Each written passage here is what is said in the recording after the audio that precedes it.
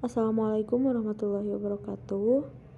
Saya Lia Marwatunisa dan Reni Nuraini akan mempresentasikan tentang tata kata bahasa Indonesia. Pengertian tata bentuk dan tata istilah. Nah, tata bentuk dan tata istilah ini berkenaan dengan kaidah pembentukan kata dan kaidah pembentukan istilah. Pembentukan kata berkaitan dengan salah satu cabang linguistik yang disebut morfologi, yaitu cabang ilmu bahasa yang mempelajari seluk-beluk kata dan cara pembentukannya. Sedangkan tata istilah berhubungan dengan seluk-beluk pembentukan istilah.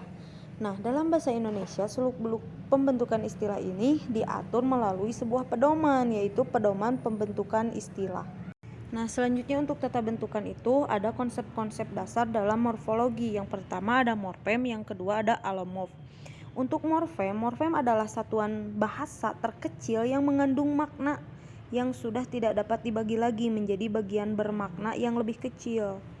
Nah, morfem itu dibagi menjadi dua, ada morfem bebas dan kemudian ada morfem terikat. Untuk morfem bebas adalah morfem yang dapat berdiri sendiri sebagai kata. Contohnya, di, lari, kemudian lihat, pandang, dan orang. Kata-kata tersebut dapat berdiri sendiri sebagai kata. Untuk morfem terikat adalah morfem yang tidak dapat berdiri sendiri sebagai kata. Nah, morfem terikat juga baru memiliki makna setelah bergabung dengan morfem dari morfem bebas. Misalnya ber, untuk contoh morfem terikat itu seperti ber, di, atau me. Nah, itu baru memiliki makna jika digabung dengan lihat, misal dilihat. Nah, baru memiliki makna dilihat gitu. Untuk alomorf adalah anggota satu morfem yang wujudnya berbeda tetapi mempunyai fungsi dan makna yang sama. Nah, alomorf adalah variasi bentuk atau variasi bunyi dari sebuah morfem. Variasi bentuk atau variasi bunyi itu terjadi karena dipengaruhi oleh bunyi-bunyi yang berada di lingkungan yang dimasukinya. Misal dari morfem ber. Dalam realisasi pemakaiannya pada lingkungan tertentu bisa memiliki variasi bentuk atau variasi bunyi ber, bel, dan be.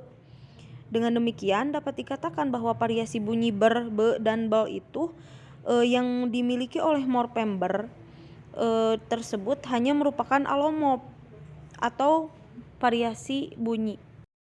Selanjutnya, bentuk, fungsi, dan makna kata-kata dalam bahasa Indonesia. Untuk bentuk, fungsi, dan makna kata dalam bahasa Indonesia itu terdiri dari kata monomorfomis dan kata polimorfemis. Nah, untuk monomorfomis ini adalah kata yang hanya terdiri dari satu morfem.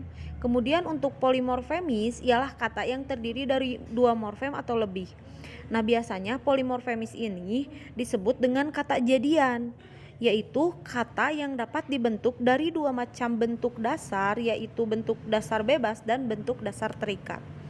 Nah, pembentukan kata ini melalui proses morfologis, yaitu afiksasi, kemudian reduplikasi, kemudian komponisasi, dan abreviasi. Nah, proses morfologi itu menghasilkan bentuk tertentu, kemudian memiliki fungsi tertentu, dan membangun makna tertentu. Nah, untuk pengimbuhan atau afiksasi adalah proses penambahan imbuhan afiks pada bentuk dasar tertentu. Nah, afiks ini dalam bahasa Indonesia terdiri dari awalan, yaitu awalan atau prefiks. Misalnya ber, se, me, di, ke, pe, ter. Nah, itu masuk ke dalam prefiks. Langsung saja kita bahas mengenai prefiks atau awalan ber. Nah, dalam proses pembentukan kata, awalan ber dirangkaikan atau dilekatkan pada bagian depan sebagai bentuk dasar atau kata dasar tertentu.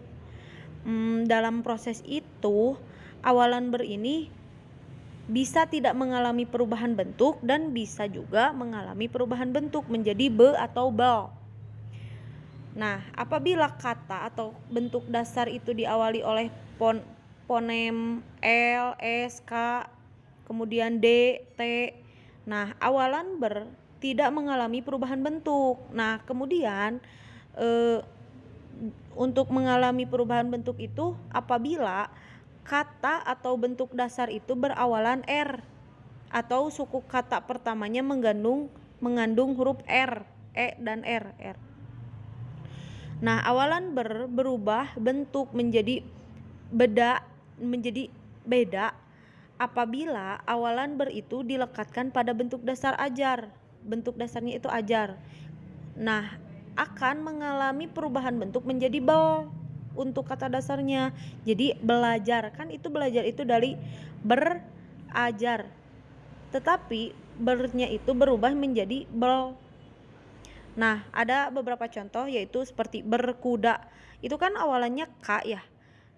Jadi tidak berubah, tetap berkuda. Kemudian beraja. Nah, kalau berawalan R itu berubah. Jadi R-nya itu dihapuskan satu jadi beraja. Jadi tidak beraja, tidak, tetapi beraja. Kemudian bekerja. Jadi bekerja. Kemudian berternak. Jadi beternak. Kemudian juga ada berlari. Kalau berawalan L itu tetap ya berlari. Kemudian berajar. Nah, yang tadi dijelaskan berajar menjadi belajar. Selanjutnya fungsi awalan berfungsi sebagai bentuk verba atau kata kerja. Oleh karena itu awalan sering disebut prefiks verbal.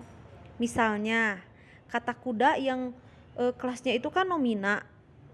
Kuda itu kan kata benda. Jika diberi awalan maka jadi berkuda. Nah, beda, bukan lagi nomina tetapi menjadi kata kerja. Kemudian ada lagi kata ternak. Ternak itu kan nomina. Jika diberi awalan menjadi beternak dan kelasnya berubah menjadi verba atau menjadi kata kerja. Nah, pada umumnya kalimat yang predikatnya berupa kata kerja kemudian kata kerja berawalan tidak membutuhkan objek, tetapi bisa mendapatkan pelengkap atau keterangan. Nah, untuk selanjutnya juga ada makna dalam pemakaiannya. Kata kerja berawalan bisa memiliki makna yaitu memiliki atau mempunyai, seperti beranak yaitu mempunyai anak. Kemudian bisa juga menghasilkan atau mengeluarkan, seperti contohnya berapi atau mengeluarkan api. Itu kan menghasilkan api ya, mengeluarkan api. Kemudian bisa melakukan, bertindak sebagai, bekerja sebagai, seperti bertani.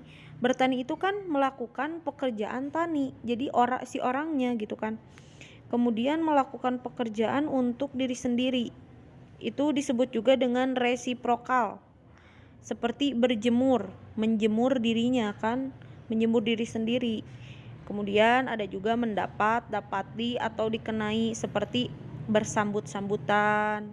Nah, kemudian ada juga memakai atau mengenakan, menggunakan, mengendarai atau naik, seperti berkereta. Berarti kita naik kereta ya, mengendarai. Kalau bermotor kita mengendarai motor. Nah, kemudian ada juga menjadi kelompok, seperti bersatu, yaitu kalau bersatu itu kan menjadi satu. Baik, selanjutnya ada prefiks atau awalan me. Nah, dalam proses pembentukan kata, awalan me ini bisa mengalami perubahan bentuk menjadi awalan men, awalan mem, awalan meny, awalan me, meng, dan awalan menge. Nah, perubahan bentuk itu terutama disebabkan oleh terjadinya proses nasalisasi, yaitu munculnya bunyi nasal atau sengau.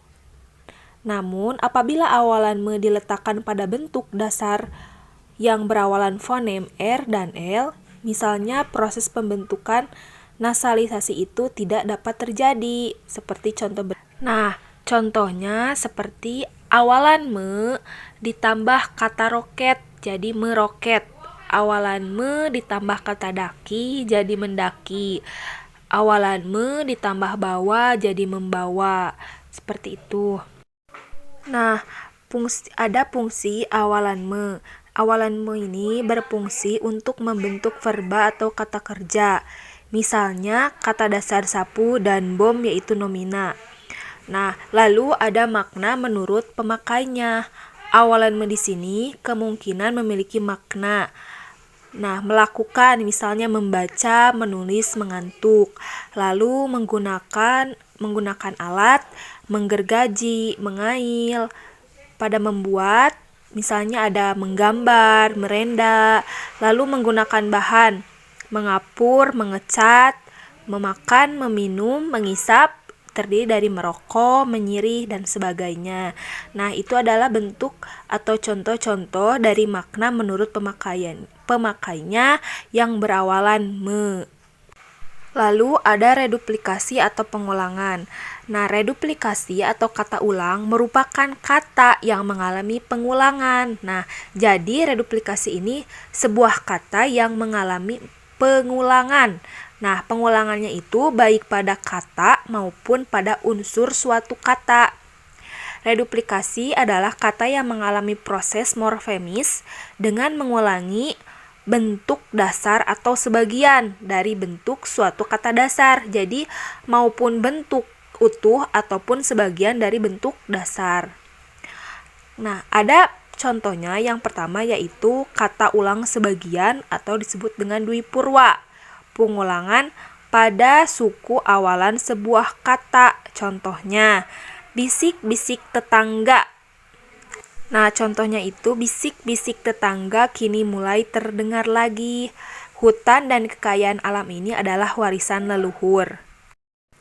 Selanjutnya ada kata ulang utuh atau dwilingga, merupakan pengulangan seluruh bentuk dasar suatu kata yang termasuk kata berimbuhan. Contohnya, seperti mobil-mobil mewah itu berjalan di depan rumah Pak Wali Kota. Kedua, tsunami itu telah memporak-porandakan rumah-rumah penduduk. Nah, yang selanjutnya juga ada kata ulang berubah bunyi, yaitu pengulangan seluruh bentuk, jadi keseluruhan bentuk kata dasar yang salah satunya mengalami perubahan suara pada suatu fonem atau lebih. Contohnya, gerak-gerik mencurigakan. Paman berkebun sayur mayur, sehingga setiap datang ke rumahku pasti membawa sayuran. Nah, itu adalah contoh kata ulang berubah bunyi suara pada suatu fonem ataupun lebih. Kata ulang berimbuhan, yaitu jenis reduplikasi yang mendapat imbuhan baik pada kata pertama maupun pada kata kedua. Jadi ini kata ulang berimbuhan ini bisa di kata pertama ataupun pada kata kedua. Contohnya seperti pertama, adik bermain-main di halaman. Kedua, bersih berani itu saling tarik-menarik. Nah, itu terdapat di contoh misalnya di kata pertama ataupun pada kata keduanya. Yang selanjutnya ada kata ulang semu. Nah, kata ulang semu ini sebetulnya bukan kata ulang, tetapi bentuk dasar kata ini menyerupai kata ulang. Jadi menyerupai atau mirip dengan kata ulang. Contohnya, yang pertama ada laba-laba sedang membuat sarang. Yang kedua, ada menyentuh ubur-ubur bias membuat kulit kita gatal. Yang ketiga, di musim semi banyak kupu-kupu menghinggapi bunga. Nah, itu kan maksudnya bukan kata ulang sebetulnya, jadi menyerupai kata ulang, tetapi bentuk dasar kata ini menyerupai kata ulang seperti itu. Nah, itu beberapa penjelasan atau contoh-contoh dari beberapa kata ulang. Terima kasih.